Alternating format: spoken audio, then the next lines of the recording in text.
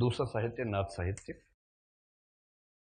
सबसे पहली टिप्पणी है तो मैं थोड़ा स्लो चल रहा हूँ, एक बार आप थोड़ा मतलब उस गति में आ जाएं तो फिर हम बहुत तेज चलेंगे, वीर गति की ओर चलेंगे, फिर मतलब वीरों की तरह आगे बढ़ेंगे।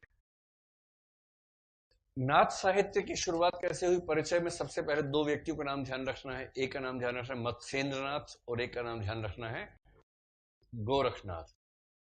मत्स्येंद्रनाथ हैं तो फिर ये गोरक्षनाथ हैं, और जब तद्भव शब्द का इस्तेमाल करेंगे तो मत्स्येंद्र हो जाएंगे मच्छंदर, और ये हो जाएंगे गोरखनाथ। गोरक्षनाथ का मतलब है गाय की रक्षा करने वाला, गोरख का मतलब गाय को रखने वाला।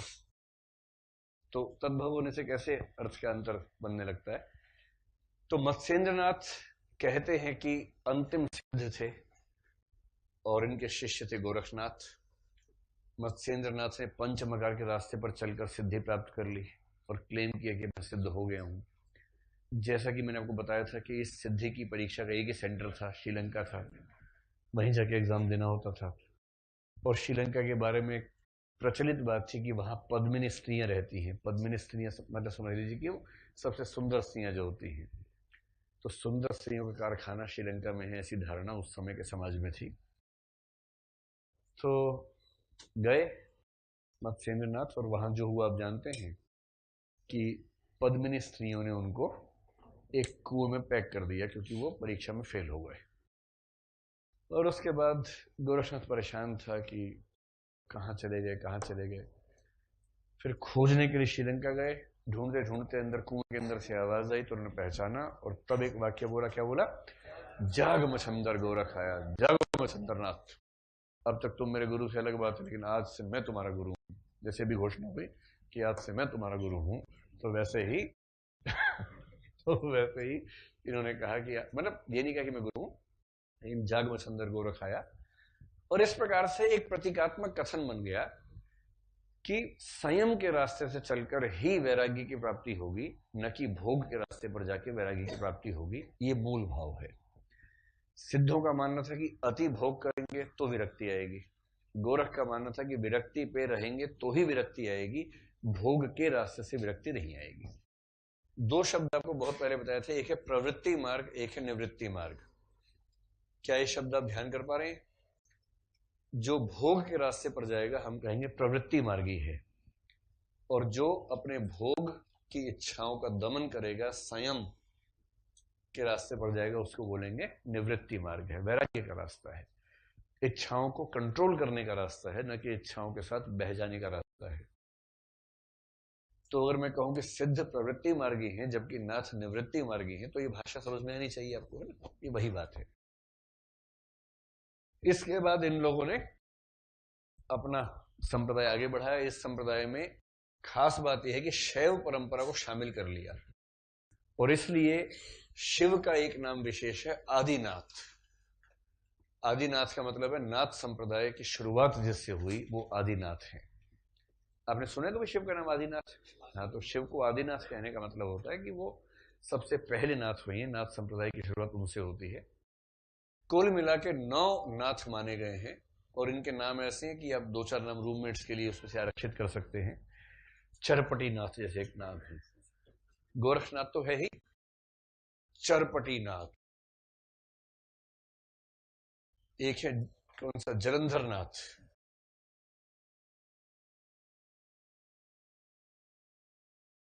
एक है भीमनाथ।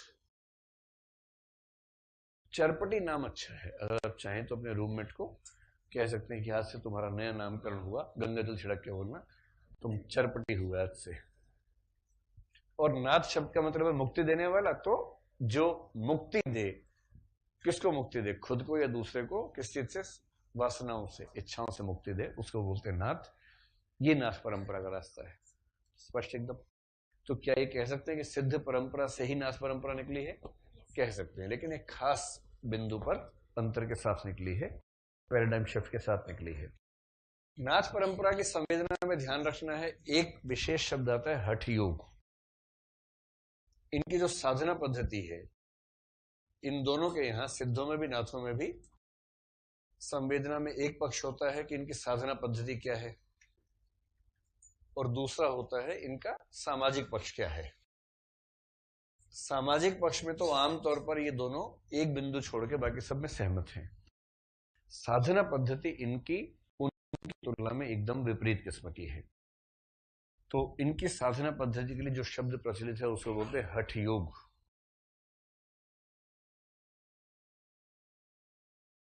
अमेरिका में आजकल चलता है हॉट योगा, ठीक। और बंगाल और बिहार में ह का हो वैसे ही हो जाता है, क ख ग क कबूतर वो वाला। तो आजकल मैंने देखा है कि कलकत्ता और बिहार के लोग गलती से मान लेते हैं कि हॉट योगा ही हॉट योगा है। समझ रहे हैं, दोनों अलग अलग हैं। हठ योग अलग है, हॉट योग अलग है। हॉट योगा विक्रम योगी नाम का एक व्यक्ति है अमेरिका में आजकल, उसके कई हजार सेंटर्स हैं जहां वो करवाता है। उसने एक कंसेप्ट लॉन्च किया कि योग की जो आसन हैं और कई प्रक्रियाएं हैं, टेम्परेचर बढ़ा के, टेम्परेचर कहाँ तक, 50, 52, 55 तक ले जाके, वहां कोई साधक आएगा, टेम्परेचर चल रहा है -20, वहां पर धीरे धीरे टेम्परेचर बढ़ेगा, आसन चेंज होते जाएंगे, बढ़ते बढ़ते टेम्परेचर 50 के ऊपर निकल जाएगा, लोग पसीने में नहाए हुए एकदम, उसमें योग करवाना। उसने एक इजाद ये किया है कि खास टेम्परेचर पर खास योगिक क्रियाएं करने से शरीर को, मन को बेस्ट बेनिफिट्स मिलते हैं। तो वो एक कंसेप्ट है हॉट योगा, उसका इससे कोई लिंक नहीं है, ये एकदम अलग चीज है, ये हठ योग है। और हठ योग में इनसे कोई पूछे क्या होता है हठ, तो बोलते हैं हठ होता है, ह होता है सूर्य और ठ होता है चंद्रमा, और योग तो योग होता ही है। योग का मतलब तो ये होता है चित्त वृत्ति निरोध योग, चित्त की वृत्तियों का निरोध कर देना ही योग है। चित्त की वृत्ति का मतलब होता है मन, जो मूड होता है ना, मूड, सबसे अच्छी व्याख्या ये है, अपने मूड्स के कंट्रोल में रहने की स्थिति को कंट्रोल कर लेना योग है। ये क्या कि चलो थोड़ा पढ़ लेते हैं, मूड नहीं कर रहा है अभी। अरे मूड कैसे कंट्रोल कर रहे हो तुम्हें, तुम मूड को कंट्रोल करो। तो अपने चित्त की वृत्तियों से कंट्रोल न होना, बल्कि चित्त वृत्तियों को कंट्रोल कर लेना, ये योग है। और योग करने के लिए शब्द है हठ, ह सूर्य, ठ चंद्रमा, और हठ हठ तो है ही। इसका मतलब क्या है, जैसे सूर्य और चंद्रमा परस्पर विपरीत हैं, लेकिन हम हठ पूर्वक सूर्य और चंद्रमा जैसे वैपरीत्य को भी साध सकते हैं। और कैसे साध सकते हैं, जो हमारी इंद्रियां हैं, हमारी इंद्रियां हैं बहिर्मुखी, अपनी बहिर्मुखी इंद्रियों को हठ पूर्वक अंतर्मुखी बना लेना। ये सब शब्द आपके नोट्स में आएंगे, मैं आपको कंसेप्ट समझा देता हूं, फिर आप देखिएगा।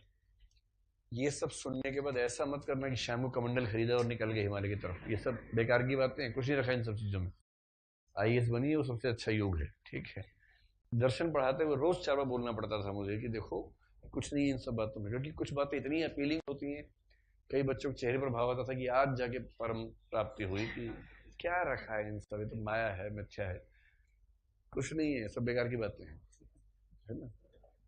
तो हमारी इंद्रियां हैं बहिर्मुखी, इंद्रियों को अंतर्मुखी कर लेना है। सारी साधना शरीर के भीतर होनी है। इस पूरी साधना के लिए एक शब्द होता है अंतः साधना, यानी भीतर की साधना। और जब अंतः और साधना को जोड़ देंगे आपस में तो हो जाता है अंतः साधना, आधा स एक्स्ट्रा आ जाता है, अंतः साधना। इस शब्द से घबराएंगे तो नहीं, अंतः साधना से, ठीक है। तो हठ योग का मतलब हुआ जैसे सूर्य और चंद्रमा परस्पर विरोधी हैं, किंतु उनको भी हठ पूर्वक साध के जोड़ा जा सकता है, वैसे ही हमारी इंद्रियों का जो मूल स्वभाव है, हम हठ पूर्वक अपनी इंद्रियों के मूल स्वभाव को पलट सकते हैं। और इंद्रियों का मूल स्वभाव है बहिर्मुखी होना, उन्हें अंतर्मुखी बना देना है। इसका मतलब क्या होता है, जैसे आंख है, आंख दिन भर क्या देखती है, बाहर की दुनिया या भीतर की दुनिया, बाहर की दुनिया, लेकिन सत्य तो भीतर छिपा हुआ है। जो जो पिंडे सोई ब्रह्मांड। अंडे। ये लोग कहते हैं आंखों को ऐसा बनाओ कि आंखें भीतर देखने लगे।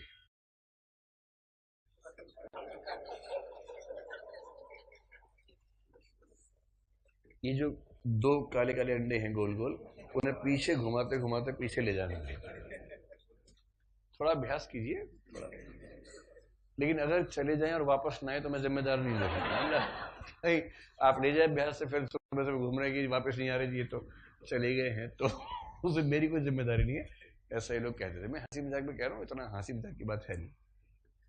जैसे जीभ है, जीभ बाहर लपाती रहती है, मुर्गा बाहर है, उसको चाटा, ये चाटा, ये चाटा। जीभ को अंदर ले जाना है, और अंदर ले जाना है तो अंदर एक कनेक्शन है जहां से कुछ बूंदें गिरती रहती हैं गले के पीछे, जहां जीभ पहुंच सकती है। अगर किसी की जुबान बहुत लंबी हो तो पहुंच जाएगी वहां तक। ऐसे तो पहुंचना मुश्किल है, लेकिन अगर कोई कोशिश करे। और वो कहते, नाथ लोग कहते हैं कि अगर आधी बूंद भी पड़ गई जीभ पर, तुरंत निर्वाण की प्राप्ति होती है उस बिंदु पर। इस मुद्रा का नाम है खेचरी मुद्रा। अवधू गगन मंडल घर की जय, अमृत नाद सदा रस उपजय, वंक नाली रस पीजय। अमृत झरे सदा सुख उपजय, वंक नाली रस पीजय। हे अवधू, गगन मंडल अपने घर के भीतर ही देखो, बाहर मत देखो। अमृत झरे, अमृत झर रहा है, सदा सुख उपजय, सुख उपजता है। वंक नाली रस पीजय, जीभ को वक्र करके उस रस का सेवन करो। इस मुद्रा का नाम है खेचरी मुद्रा। हम सबको हंसी इसलिए आती है कि हम सबने कभी ट्राई किया नहीं है सब। क्या पता सच में टपकता हो। ऐसा कुछ लोग क्लेम तो करते हैं कि ऐसा होता है, हमें तो लगा नहीं कभी ऐसा है, लेकिन मैंने ट्राई भी नहीं किया मैंने तो। लेकिन कभी आप करना चाहें तो आईएएस का एग्जाम देने के बाद ट्राई कीजिएगा, उससे पहले मत कीजिएगा, ठीक है। इनकी एक खास धारणा है पूरे शरीर को लेकर। तो अब शब्द बताओ, अंतः साधना समझ में आ रहा है? और अंतः साधना करने के लिए क्या करना है? इंद्रियों को जो अंतर्मुखी स्वभाव में है, उन बहिर्मुखी स्वभाव में है, उनको अंतर्मुखी कर लेना है। तो इंद्रियों के स्वभाव को पलट देना है। इंद्रियों के स्वभाव को जो पलटना है, उस प्रक्रिया के लिए एक शब्द चलता है जो हठयोग साधना का ही है, उसको बोलते हैं षट चक्र भेदन। षट चक्र भेदन। आपने सुना है कि हमारे शरीर के भीतर 7 चक्र होते हैं। अगर आपने मैलांचल पढ़ा हो तो मैलांचल में एक जिक्र आता है जिसमें एक गीत ही है। पहला ये चक्र कहावे, उसके बाद वो चक्र कहावे, फिर वो चक्र आवे, फिर ये चक्र कहावे। ऐसा एक गीत है जो कबीर की परंपरा का गीत है, मैलांचल में लिखा हुआ है। लक्ष्मी उस गीत को गा रही है, मठ पे उस गीत का गायन होता है। तो मुझे नहीं पता इसमें आपकी कितनी रुचि है, मैं एक बार कंसेप्ट समझा देता हूँ। आप चाहेंगे तो कुछ पॉइंट्स लिखवा दूंगा, एक बार समझ लीजिए क्या मामला है। तो समझ लीजिए कि ये मानव शरीर है, ठीक है। थोड़ा हंसी मजाक का मामला है, बहुत ज्यादा हंसीएगा मत, वरना कोई इस परंपरा का व्यक्ति होगा तो उसको खराब लगेगा ना। थोड़ा ज्यादा कंधे ज्यादा चौड़े हो गए ना। हाँ हाँ, तो ऐसा मान लेते हैं, ये ठीक है, ऐसा कर लेते हैं। ये मैं बना लेता हूँ, मैं जानबूझ के ऐसा बना रहा हूँ, आप तनाव ना ले। बनाने में कोई दिक्कत थोड़ा है, बन तो जाएगा ही नीचे। ठीक है। ये सब मैं इसलिए करता हूँ कि आपको हंसने के एक्स्ट्रा मौके मिलते रहे। इसमें क्या है बनाने में, इंसान बनाने में कौन सी बड़ी बात है, बन ही जाता है। चलिए ठीक है, समझने का प्रयास करें। जो 7 चक्र हैं, षट चक्र भेदन का मतलब एक में तो है ही, 6 को पार करना है, तो 7 चक्र होते हैं। अगर आप चाहें तो बनाना शुरू कर देते हैं। देखिए, जो हमारी चेतना है, हमारे शरीर में 3 नाड़ियां हैं ऐसे करके, ये 3 रास्ते हैं, ठीक। जो बाईं ओर है उसको बोलते हैं इला नाड़ी। इला, डायग्राम बना लीजिए। ठीक है। जो दाईं ओर है उसको बोलते हैं पिंगला नाड़ी, इला पिंगला, और जो बीच में है उसको बोलते हैं सुषुम्ना।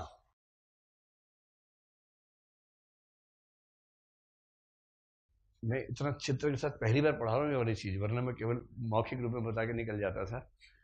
अब आप लोग जिस तरह के सवाल पूछते हैं ना, तो मेरा चित्र बना ही दूं एक ही बार में, बना तबाह कर देंगे पूछ पूछ के। सुषुम्ना नाड़ी, ठीक है। 3 नाड़ियां हैं, और नाड़ी और नारी अलग अलग शब्द होते हैं। कौन से राज्य से हैं आप? नहीं बताइएगा। चलिए, कहीं कहीं र और ड़ में आपस में कंफ्यूजन होता है ना, इसलिए मैंने कहा। कई लोग सोचेंगे 3 नारी कैसी हो गई, तो भैया को दीजिए बाबुल महिला, 2 महिला, वो वाला भाव आ जाएगा। ये जो सुषुम्ना नाड़ी है, सुषुम्ना नाड़ी के भीतर एक और नाड़ी है, उसका नाम है ब्रह्म नाड़ी। स्पष्ट हुआ यहां तक? इला पिंगला सुषुम्ना, बीच में कौन सी है? सुषुम्ना। सुषुम्ना के अंदर एक और है ब्रह्म नाड़ी। ब्रह्म नाड़ी वो ट्रैक है जहां से कुंडलिनी यात्रा करती है। समझ में आया? अब 2 शब्द और नोट कर लीजिए, एक शब्द है कुंडलिनी, एक शब्द है महाकुंडलिनी। आपको वो ध्यान है कि चांटे से कड़बड़ी टूटी तो कान में क्या भर गई थी? हाँ, नहदनाद, अभी आएगा वो वाला नहदनाद। एक शब्द है कुंडलिनी और एक है महाकुंडलिनी। कुंडलिनी और महाकुंडलिनी, ठीक है।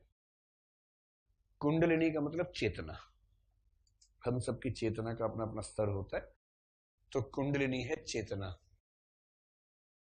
और महाकुंडलिनी है ब्रह्मांड में व्याप्त जो मूल चेतना, इसको ईश्वर आप कह सकते हैं। तो ब्रह्मांड व्यापी चेतना, तो पूरे ब्रह्मांड में एक चेतना विद्यमान है, उसको बोलते हैं महाकुंडलिनी।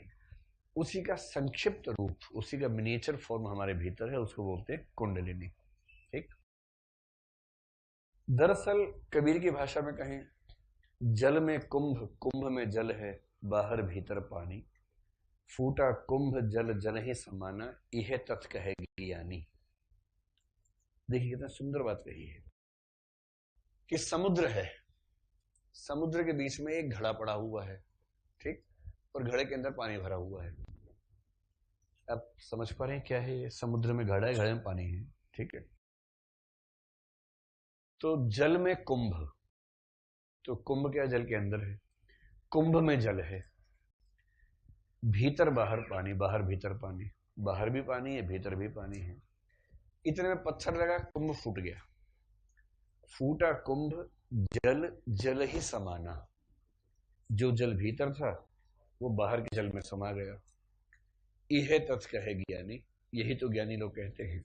कभी ऋषि परंपरा के आदमी है। तो ये है महाकुंडलिनी, इसके भीतर जो है वो कुंडलिनी है। शरीर के भीतर भी चेतना है, बाहर भी चेतना है। शरीर को भारतीय दर्शन में घट यानी घड़े की उपमा खूब दी गई है। शरीर एक घड़ा है, घड़ा फूट जाएगा, भीतर भी पानी है, बाहर भी पानी है, सब एक हो जाएगा, और उसके बाद कोई कितनी भी कोशिश कर ले, उस पानी को ढूंढ के अलग कर नहीं पाएगा जो पानी घड़े में था। जैसे किसी के मरने के बाद जब शरीर मिट्टी हो गया और बाद में आप कहें कि वो वाली मिट्टी दो जो मेरे अब्बा जान की है, वो मिट्टी नहीं मिलने वाली, वो तो मिट्टी मिल गई। और जब कोई कहता है मेरे देश की माटी निपटता है ऐसे, तो मुझे लगा कितनी सारी लाशों का उसमें वो जो ह्यूमस जुटाया गया होगा उसके माध्यम से, तो बड़ी घबराहट होती है उसको देखकर। भूगोल पढ़ने के बाद सौंदर्य खत्म हो जाता जीवन का। मेरे देश की मिट्टी, इतने भूगोल पढ़ लिया कि मिट्टी कैसे बनी है, जो कीड़े मकोड़े गधे कुत्ते सब मरे थे, उनके शरीर के अवशेषों की भूमिका उसमें ठीक ठाक है। अब उसके बाद कोई कैसे मिट्टी को छुए, माथे पे लगाए कैसे, कोई कुत्ता माथे पे लग गया, ये तो भाव आ सकता है ना। कोई मरा था 300 साल पहले, उसकी मिट्टी थी वो। बहरहाल बात समझ में आ गई। कुंडलिनी है चेतना शरीर के अंदर, महाकुंडलिनी ब्रह्मांड व्यापी चेतना है। इस चेतना को इस चेतना से मिलवा देना है, मिलवा देने में निर्वाण की प्राप्ति होगी, ये इनका सपना है।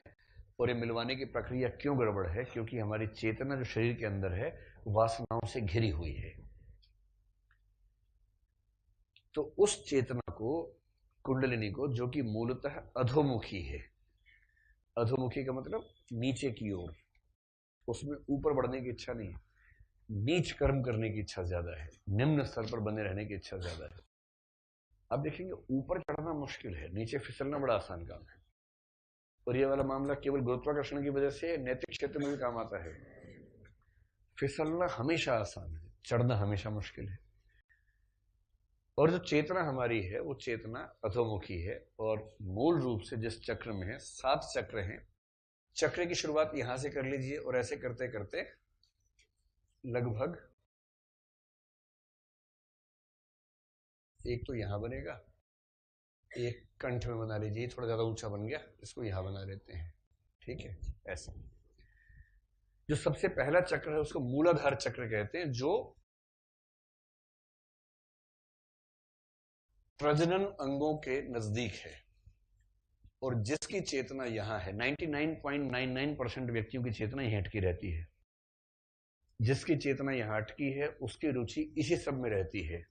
जाकी कन्या सुंदर देखी तापे जाए धरी तलवार, 4 बोतल वोदका का मेरा रोज का, अभी तो पार्टी शुरू हुई है, आंटी पुलिस बुला लेगी। तो जो लोग इस सब में अटके हुए हैं उनको बोलते हैं कि मूलाधार चक्र में स्थित हैं। 99% लोग इसी चक्र में पैदा होकर इसी चक्र में मर जाते हैं। उनका नाम हनी सिंह हो जाता है फिर बाद में, या उस चेतना के लोग हैं। मैंने पहले का थोड़ी सी हंसी आएगी, लेकिन आप लोग थोड़ा मैच्योर लोग हैं, मुझे भरोसा, समझेंगे बात को। जब अभ्यास से, योगाभ्यास से व्यक्ति कोशिश करता है तो कुंडलिनी अधोमुखी से ऊर्ध्वमुखी हो जाती है। समझ में आ रहा है? ऊर्ध्वमुखी।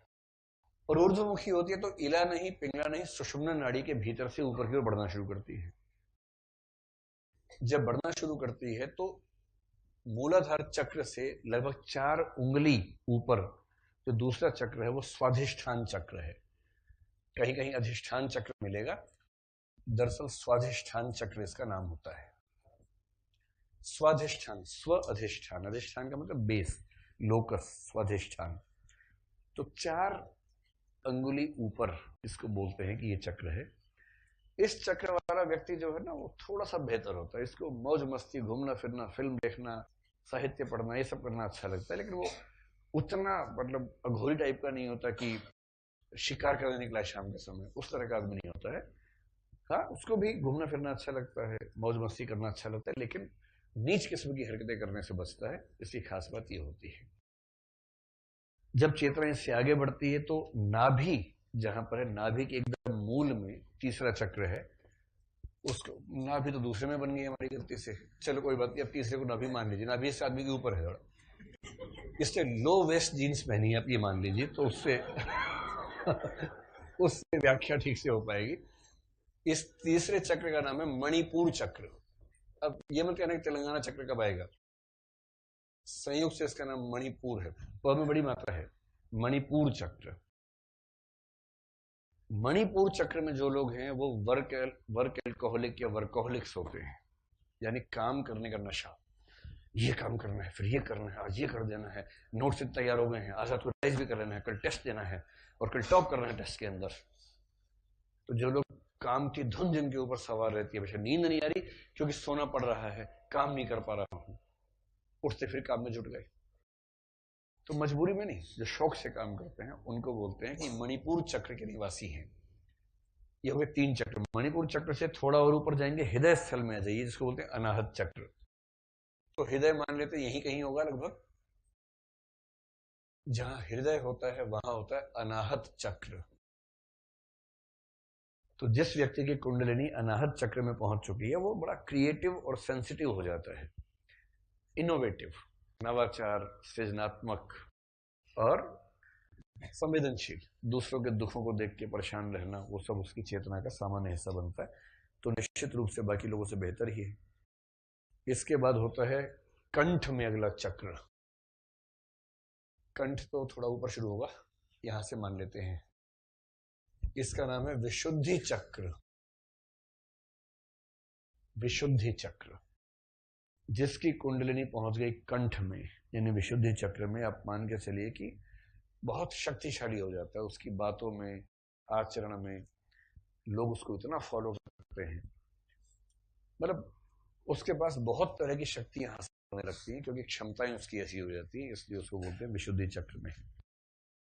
राम की शक्ति पूजा में ना, राम की साधना ऐसे हुई है पूरी की पूरी, इन चक्रों से ही हुई है साधना।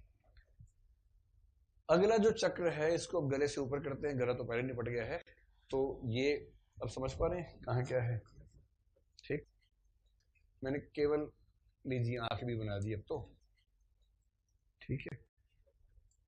दोनों आंखों के बीच में ये जो इलाका होता है ना, ये भ्रिकुटी, भ्रू मध्य कहते हैं। तो जो भ्रू मध्य है, ये बिंदी से थोड़ा सा नीचे, नाक से थोड़ा सा ऊपर, ये होता है आज्ञा चक्र। ये यहां नहीं होता, मतलब खोपड़ी के बीच में होता है, जो ब्रह्मनाड़ी के बीच का रास्ता है ना, स्टेशन ये है, यहां से जाना होगा। तो भ्रू मध्य के भीतर एकदम बीच में, खोपड़ी के बीच में जो इलाका है, उसको बोलते हैं आज्ञा चक्र।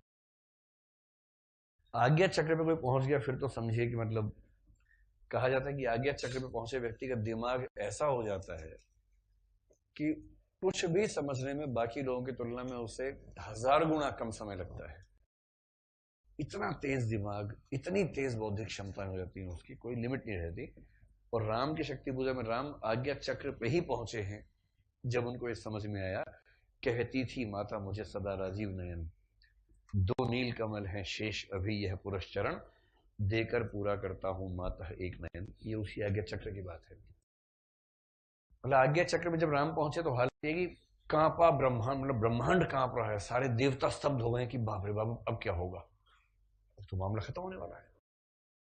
आज्ञा चक्र के ऊपर खोपड़ी के एकदम बीच में, यहां कौन सी जगह, जहां चोटी होती है, स्त्रियों की चोटी नहीं, एंटीना। जो आप देखेंगे कई पंडित लोग करते हैं ऐसा कि पूरा साफ करवा लिया लेकिन एक बीच में छोड़ देते हैं, वो तड़ित चालक होता है बेसिकली, कि कोई ज्ञान वगैरह की बरसात हो, सीधे वहां से अंदर पहुंचे। तो जो चोटी का स्थान है, ऐसा नहीं कोई यहां बना ले चोटी, अपाचे इंडियन की तरह किसी की चोटी यहां निकल रही है, ऐसा थोड़ा ना होता, एक खास बिंदु पे होती है। तो चोटी स्थल जो है उसे बोलते हैं शून्य चक्र।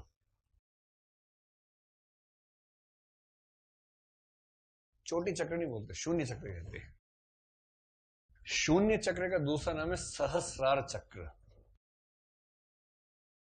सहस्रार का मतलब है 1000 पंखुड़ियों वाला कमल का फूल। इन सबकी तुलनाएं पंखुड़ियों से की गई हैं। जैसे मूलाधार चक्र में जो है, मूलाधार लिख दिया, अरे भाई मूलाधार है, सॉरी सॉरी सॉरी, ठीक कर लीजिए, मूलाधार चक्र है। जैसे मूलाधार चक्र है तो 4 पंखुड़ियों वाला होता है। स्वादिष्ठान में 6 पंखुड़ियां हो जाएंगी, फिर 12 होंगी, 16 होंगी, बढ़ते बढ़ते अंत में 1000 पंखुड़ियों वाला कमल, उसकी तुलना की जाती है कौन से शून्य चक्र से, सहस्रार चक्र से। अब आखिरी बात समझ लीजिए, जब व्यक्ति साधक होता है तो उसकी चेतना मूल रूप से क्या है, अधोमुखी है, कुंडलिनी अधोमुखी है। योगाभ्यास से कुंडलिनी को ऊर्ध्वमुखी बनाता है, अभ्यास बढ़ता है, कुंडलिनी और आगे बढ़ती है। कुंडलिनी जिस स्तर पे है, व्यक्ति की चेतना उसी स्तर पे काम करती है। चेतना का तल ही अलग होता है। आप देखेंगे कुछ लोग नीचता से बाज ही नहीं आते हैं, और कुछ के मन में नीच होने की इच्छा ही नहीं आती है। इसका मतलब है कि दोनों की चेतना जिस स्तर पे है, उस स्तर ही अलग है। उससे आप क्वांटिटी का अंतर नहीं कहेंगे, क्वालिटी का अंतर कहेंगे, कि चेतना का आधार ही अलग है दोनों का। और ये इसकी व्याख्या इस तरह से करते हैं, करते करते करते करते कुंडलिनी पहुंचती यहां, कौन सा चक्र है, शून्य चक्र है। ठीक, जैसे शून्य चक्र क्रॉस होता है, बहुत तेज प्रकाश होता है और बहुत तेज शोर होता है, आवाज होती है। उस आवाज को बोलते हैं अनहद नाद।